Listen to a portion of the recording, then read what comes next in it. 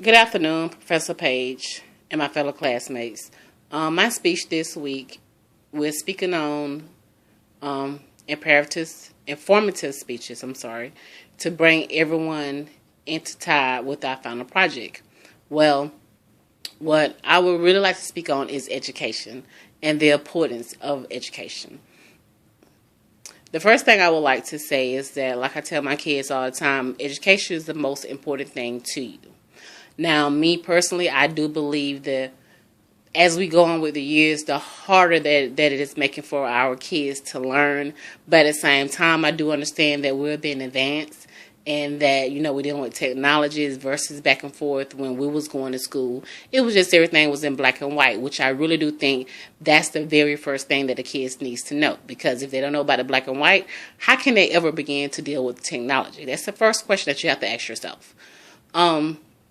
The next thing I would have to say is that, children are our future. So if they know how to go dig inside a dictionary, or if they know how to pick up a book and go back and find the answers and different things like that, you have to really think about the kids and their mindsets. And yes, every child loves technology, and that's how we all came up. However we read, that's what we know. Like I tell my kids all the time, is that education was not always promised to us. Somebody had to fight very, very hard for different, not just blacks, not just Jews, not just Christians, not just the poor, everybody had to fight for what extent education you would get in life. And so that's why I think it's so very, very important that, the school systems really need to lay back.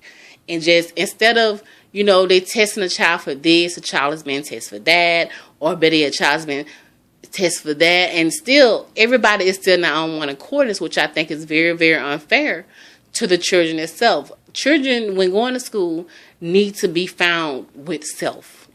Self need to be found because every child is individual. And it also takes one village to raise one child. You might have a child that's great at reading. You might have another child that's great at math. You have to say to yourself, how can you connect the two? Because one day they might work in the same office. One might be an accountant. One might be the one that's doing the filing or doing the typing for different letters and different things like that. So what I think is most important with education is that you first know what a child mindset is. Because another thing that they like to throw up these days is, we want to test this child for this. Or better yet, a child went to school for a whole school year. And at the end of the school year, hey, they got to take a test in order to pass, to go to the next grade. This child could have been the best child, could have been number one A/B student, whatever the situation may be. But then when the test scores come back, the test scores are like, well, what is this? That is unfair to that child because even though the child might know all the answers, or better yet, may know different things that we don't know, but they might not have a great a great test taking skill for them. People take a test. Even myself, I can say, under pressure, you fold. That's anybody. Might have all the answers, but still under pressure, you fold. So what I really do think about education is that they really need to cut down on the standards that they are expecting for these kids. If you have those that really try, and you should really, really think to yourself like, okay, it might not be the student, it might be the teacher itself. But a child should not be graded on the fact of a point system. Well, they got to get this many points. Like, I can give you one example. Like, we have a state test that the kids have to take in 3rd and 5th grade and 8th grade here in my state, in Georgia. Well, if you don't make like a 800, what they started out with on this test, you can't go to the next grade, regardless of the fact if you was an AB student. But now, every year, they're going up on the standards. But everybody is not fortunate enough. I am, but everybody's not fortunate enough to have like computers inside their home. So whatever technology the kids are getting, that's done at the school. And you know how far that go, it's only far and few.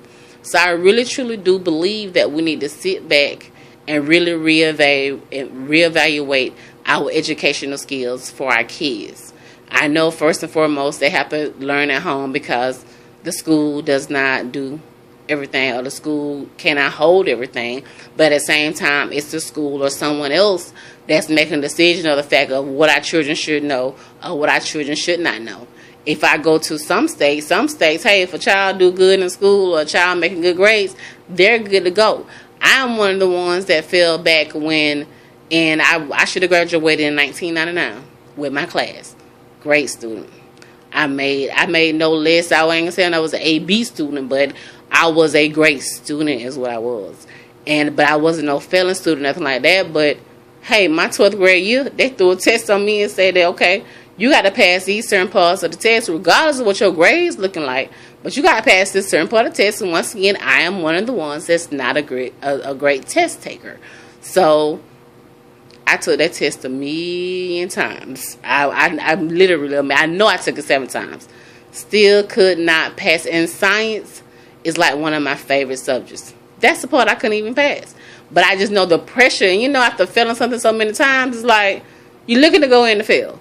So my thoughts and everything is like this right here. If a person have proven themselves throughout the course, just like we do here right now while we're in school, if a person have proven themselves or they know, you can see that they know some of the information, hey, don't hold the fact that they can't take one test. We're talking about one test out of 4 years or one test out of 180 days, like here when the kids are in school.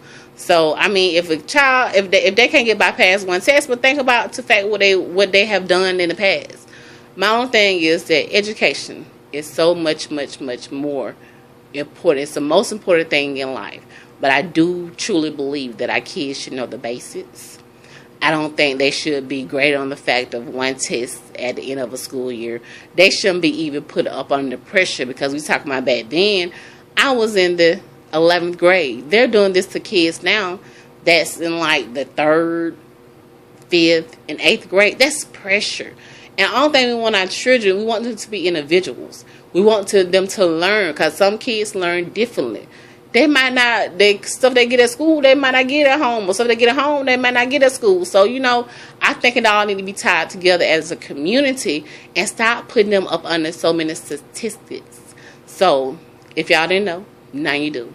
My final presentation will be on education, because my kids are part of the future.